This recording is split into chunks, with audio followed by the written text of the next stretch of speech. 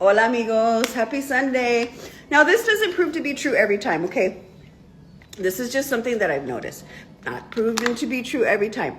But you know how you can tell how someone gossips a lot, especially in the female species? Is she's a fucking fat bitch. A bitch that fucking is overweight is usually a gossiper because you know why? How do you know that? Because she's holding internal baggage. That fucking fat is all the shit that she can't release. That's all her fucking organs. Everything is swelling up inside of her. And because of just the misalignment that she has in her body, because it's mind, body, spirit. Like you have to align all together, right? Like you can't just do whatever fucking erratic behavior you want because you think you're in charge and you don't think God is in charge. You think you're the fucking boss of this earth. No, your body's going to show that you're not. So if you're a fat bitch, we all know that you're a shit talking bitch because honey, I've never been fat in my life.